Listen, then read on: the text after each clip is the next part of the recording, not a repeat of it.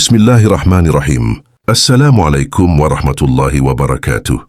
Sahabat rahimakumullah, ada dua surah dalam Al-Quran yang memiliki keutamaan luar biasa.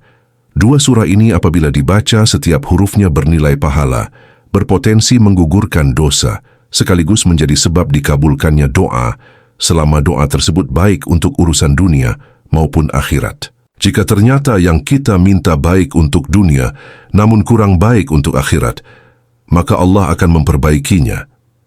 Jika yang kita minta baik untuk akhirat, namun belum baik untuk dunia, Allah pun akan mengarahkannya kepada yang lebih baik menurut hikmahnya. Dua surah tersebut adalah surat Al-Fatihah dan dua ayat terakhir yaitu surat Al-Baqarah, ayat 285 dan 286.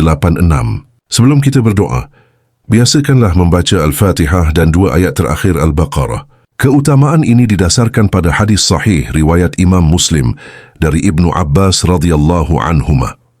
Dalam hadis tersebut dijelaskan bahwa malaikat Jibril datang kepada Nabi Muhammad sallallahu alaihi wasallam dan menyampaikan kabar gembira tentang dua cahaya yang belum pernah diberikan kepada Nabi sebelum beliau, yaitu Al-Fatihah dan penutup surat Al-Baqarah. Setiap huruf dari keduanya mengandung keutamaan besar dan menjadi sebab dikabulkannya doa selama doa itu baik, benar, dan tidak diselimuti oleh maksiat. Tetapi perlu diingat, seberapapun khusyuknya kita berdoa bahkan sampai meneteskan air mata, jika doa itu disertai maksiat yang belum ditinggalkan, maka doa tersebut bisa terhalang. Karena itu perbaikilah amal sebelum menuntut dikabulkannya doa. Rasulullah SAW juga menjelaskan keutamaan berdoa dengan mengangkat tangan. Mengangkat tangan ketika berdoa adalah adab yang dicontohkan Nabi SAW dan menjadi salah satu sebab doa lebih mudah dikabulkan oleh Allah. Selain itu, doa yang diawali dengan Asmaul Husna memiliki keutamaan besar. Allah memerintahkan kita untuk berdoa dengan menyebut nama-namanya yang indah. Allah berfirman dalam surat Al-Isra ayat 110, "Serulah Allah atau serulah Ar-Rahman. Dengan nama yang mana saja kamu menyeru, dia mempunyai nama-nama yang terbaik." Dalam surat Al-A'raf ayat 180 yang berbunyi, "Walillahil asma'ul husna fad'uhu biha, wajarul lajuna yulhiduna fa'ba asma'i sayudzawna makanu ya'malun." Hanya milik Allah asma'ul husna, maka bermohonlah kepadanya dengan menyebut nama-nama tersebut. Ingatlah kisah Nabi Zakaria alaihi salam. Beliau diuji dengan usia yang sangat lanjut, rambut memutih, tubuh melemah, dan istrinya divonis mandul. Secara logika, manusia mustahil memiliki keturunan. Namun Nabi Zakaria berdoa kepada Allah dengan penuh adab dan tawakal, hingga akhirnya Allah mengabulkan doanya sebagaimana disebutkan dalam surat Ali Imran ayat 38 dan 39.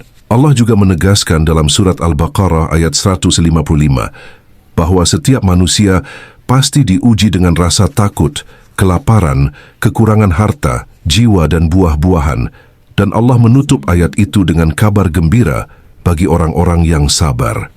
Jika kita memiliki masalah, kesedihan atau beban hidup, curhatkanlah hanya kepada Allah, sebagaimana perkataan Nabi Ya'qub alaihi salam dalam surat Yusuf ayat 86.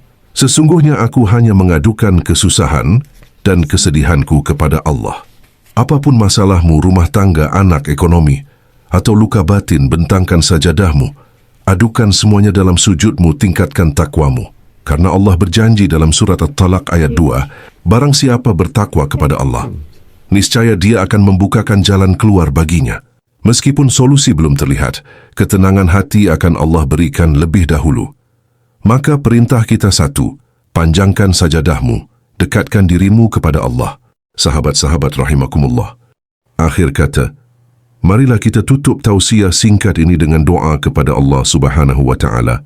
Allahumma ya Allah, Tuhan yang maha mendengar setiap bisikan hati, kami datang kepadamu dengan jiwa yang lemah dan penuh kekurangan.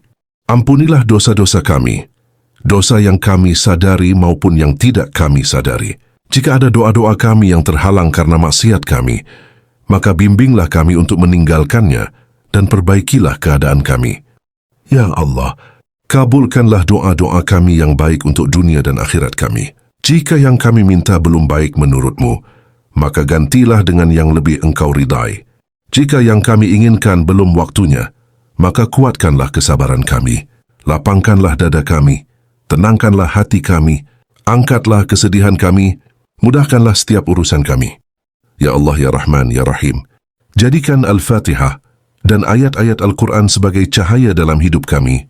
Jadikan sujud-sujud kami sebagai jalan pertolongan-Mu dan jadikan takwa sebagai kunci jalan keluar dari setiap masalah kami. Rabbana la tuzigh qulubana ba'da idh hadaitana wa hab lana min ladunka rahmah innaka antal wahhab.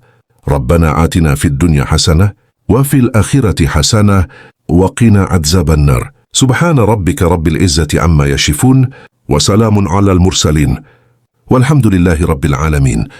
Amin ya rabbal alamin.